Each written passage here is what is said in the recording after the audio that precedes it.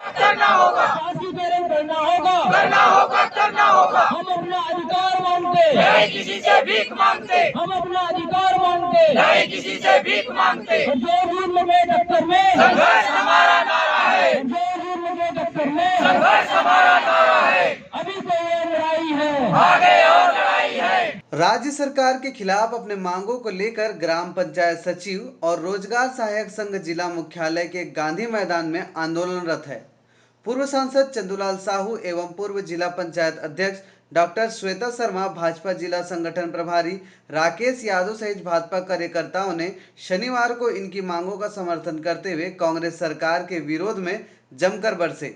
उल्लेखनीय है कि पिछले 26 दिसंबर से पंचायत सचिव एवं रोजगार सहायक संघ 30 दिसंबर से आंदोलन में बैठे हैं।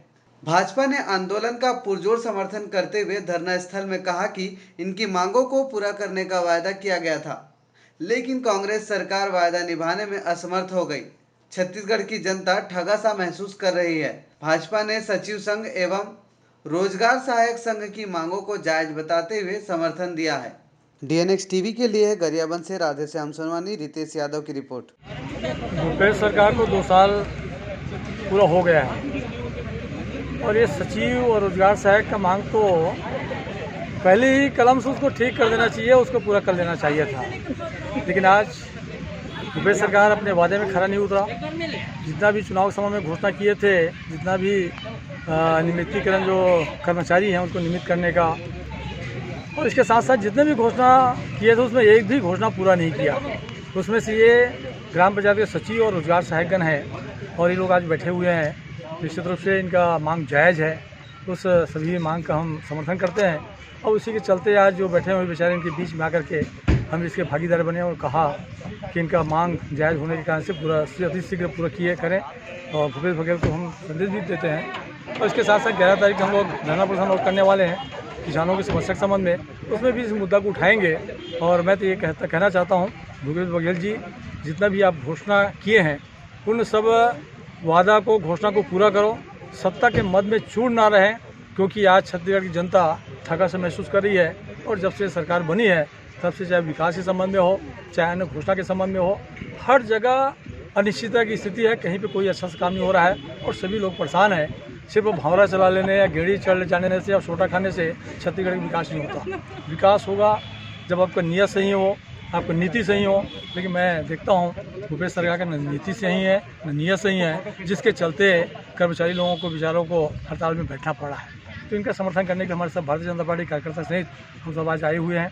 हमारे जिलाध्यक्ष भी हैं, पूर्व जिलाध्यक्ष भी हैं, हमारे नगर पालिका के अध्यक्ष हैं और सभी लोग बैठ करके आज समर्थन किए। धन्यवाद। और उस कमिटमेंट के बाद आपकी सरकार बनी है। ये जो लोग रोजगार सहायक हैं, ये लोग कोई लंदन से, अमेरिका से नहीं आए हैं। ये 100% छत्तीसगढ़ के बच्चे हैं जो छत्तीसगढ़ की धरती की सेवा कर रहे हैं। केंद्र सरकार और राज्य सरकार की महती योजना को जमीन पर उतारने वाले ग्राम पंचायत के सचिवों की मांग 100% जायज है। मैंने बालोद जिला में भी जब हमारे वहां के सचिव भाई बैठे थे, मैंने उनका समर्थन वहां किया। और जो रोजगार सहायक लोग हैं, निश्चित रूप से आपकी मांग 100% जायज है। और भारतीय जनता पार्टी के हमारे दोनों नेता, एक तो आपके साथ जिन्होंने 5 साल काम किया है, उन्होंने समर्थन किया है। क्षेत्र के पूर्व विधायक और सांसद हैं। मैं विशुद्ध रूप से संगठन का व्यक्ति हूं, परंतु परिवार में यदि कोई घर का बच्चा तकलीफ में है तो पूरे परिवार के लोगों को तकलीफ होती है। आपके दुख में भारतीय जनता पार्टी का पूरा परिवार जो है दुखी है, आपके साथ है। हम आपके साथ संघर्ष करेंगे। निश्चित रूप से आने वाला समय में आप छत्तीसगढ़ सरकार के सरकारी कर्मचारी बनेंगे। आपके संघर्ष में भारतीय जनता पार्टी का पूरा परिवार आपके साथ खड़ा है। निश्चित रूप से भूपेश बघेल जी, मैं आपको कहना चाहता हूं, ये जो आपके छोटे भाई बहन बैठे हैं, ठिठुरदी ठंड में आपने इनको धरने में बैठाया है। पिछली बार बड़े भरोसे से आपको इन लोगों ने सरकार पे बैठाया था कि आप इनका नियमितीकरण करेंगे। मैं एक बात आपसे कहना चाहता हूं, यदि आप इनका नियमितीकरण नहीं करेंगे तो आपके साथ जो होने, सभी रोजगार सहायकों को मैं यकीन दिलाना चाहती हूँ कि भारतीय जनता पार्टी के जितने पदाधिकारी यहाँ पर उपस्थित हैं, आज आपके समर्थन के लिए, आपके सहयोग के लिए पूरे जिले का एक एक कार्यकर्ता, भारतीय जनता पार्टी का एक एक कार्यकर्ता आपके साथ है और अंत तक आपका साथ निभाएगा। ये इस मंच से मैं आपसे वादा करके जा रही हूँ। जब कांग्रेस ने चुनाव लड़ा 2018 में, बहुत बड़े बड़े वादे किए। उनका घोषणा पत्र तो पूरा एक किताब से भी मोटा था। हर बार नया घोषणा पत्र, हर बार नई घोषणाएं, हम ये काम करेंगे, वो काम करेंगे, ये नियमितीकरण करेंगे, वो शासकीकरण करेंगे, हम जो पेंशन मिलता है उसमें वृद्धि करेंगे, और बहुत सारे कपोल कल्पित काल्पनिक वादे किए। शराबबंदी करेंगे, महिला उत्थान करेंगे। मैं शराबबंदी पे ज्यादा बोलती हूँ, हालांकि थोड़ा सा मैं विषयांतर हो रही हूँ, पर ये वादों को निभाने की बात हो रही है यहाँ पे।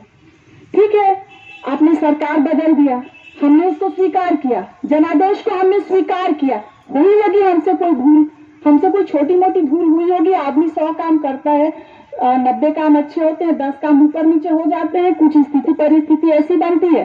अरे आपने उसी भूल की सजा दी, हमें विपक्ष में बिठाया, हमने उसको स्वीकार किया।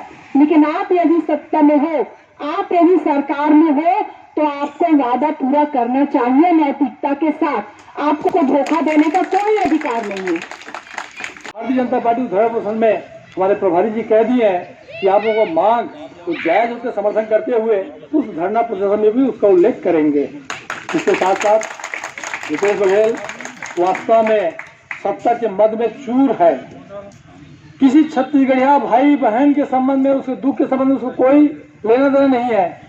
सिर्फ उसको सत्ता कैसे बनी रहे, क्योंकि मुझे पता चला कि 2.5 साल का इनका करार था, वो करार में कभी मुझे उतरना ना पड़े, इसलिए अपने आका को साधने में लगा हुआ है। और इसके चलते वो लगातार कर्ज ऊपर कर्ज ले रही है और सही जगह संतुलित तरीके से शासन नहीं चला पा रही है। आज जहां भी देख लें, अव्यवस्था का आलम पूरा छत्तीसगढ़ प्रदेश के हर क्षेत्र में है। अब ऐसी स्थिति में आज छत्तीसगढ़ जनता ठगा से महसूस कर रही है और पछता रही है कि कहां हम लोग ये भूपेश का सरकार बना दिए और आने वाले समय में ठान भी लिए। आप किसी भी सर्वे कर लीजिए, किसी को पूछ लीजिए, एक साधारण गांव के व्यक्ति को पूछ लीजिए, तो मैं कह सकता हूं कि गांव गरीब किसान वास्तव में बहुत परेशान है। पूरे अधिकारी कर्मचारी बहुत प्रताड़ित हैं। इनके जितने भी छुटभैया नेता है वो सिर्फ वसूली के काम कर रहे हैं और वसूली से अधिकारी भी परेशान है, आप लोग भी परेशान है।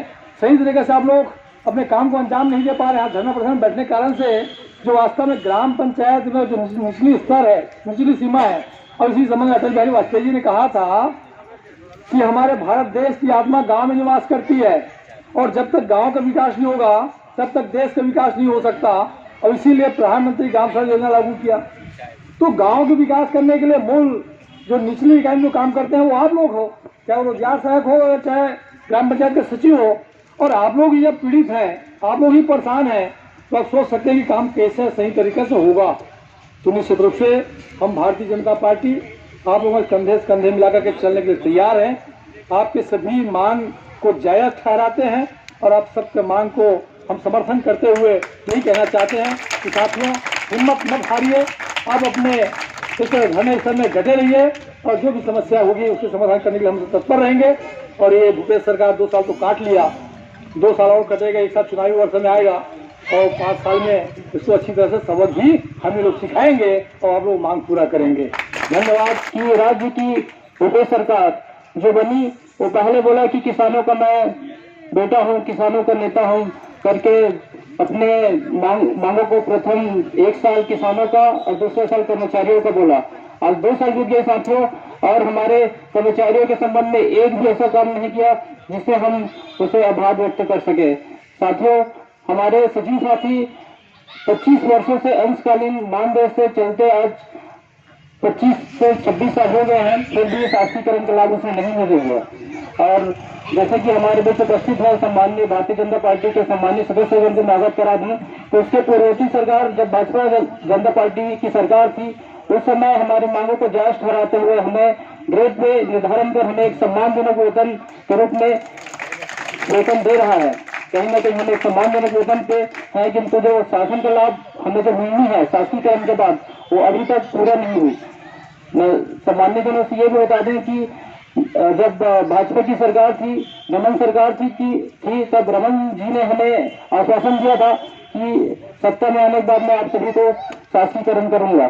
किंतु अभी तक जैसे सत्ता परिवर्तन हुई, राज्य सरकार ने जब सत्ता नहीं आई थी तो हर जिला ब्लॉक में जाकर घोषणा पत्र तैयार की। उसमें हमारे जिला स्तरीय प्रतिनिधि मंडल मिले थे, उसमें हमारे मांगों को जायज करार देते हुए वन घोषणा पत्र में शामिल किया था।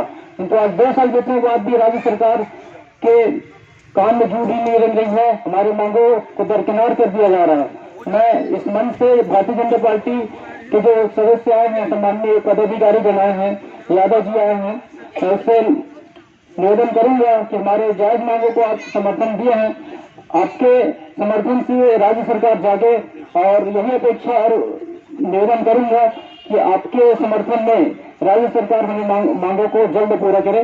मैं इतना ही कहूंगा और सभी का पुनः एक बार आशीर्वाद लेते हुए अपने वाणी को यहीं तक विराम देता हूँ। आपके सहयोगी हैं, आपके साथ सहानुभूति है और आपकी मांगे जायज है करके हम सब इतनी बड़ी संख्या में यहाँ पर आए हैं। जब बात नैतिकता की आती है, बहुत बड़े बड़े बयानबाजी करते हैं, मुख्यमंत्री थोड़ा ज्यादा बोलते हैं। इस मंच से कहना चाहूंगी कि इतना बोलने वाला मुख्यमंत्री मैंने कभी नहीं देखा। अरे आप बोलिए लेकिन काम भी तो कीजिए। जनता ने आपको सिर्फ सुनने के लिए नहीं चुना है, जनता ने आपके वादों को कार्यान्वित होते देखने के लिए आपको कुर्सी पर बिठाया है। आप बोलते हैं आप छत्तीसगढ़ के सपूत हैं, आप अपने छत्तीसगढ़ के भाई बहनों की तो रक्षा कीजिए। आप उनको ये एहसास तो दिलाइए कि आपके रहते वो सुरक्षित हैं, आपके रहते वो संरक्षित हैं, आपके रहते वो सड़क पर ही जाएंगे। लेकिन आज हर संगठन अपनी मांगों को पूरा करवाने के लिए सड़क पर है। ये सोचना चाहिए उनको। मैंने 15 साल पंचायत में काम किया है। ये सोचना चाहिए कि यदि हमारे पंचायत के सचिव नहीं हो तो ग्रामीण विकास की कल्पना करना भी मुश्किल है।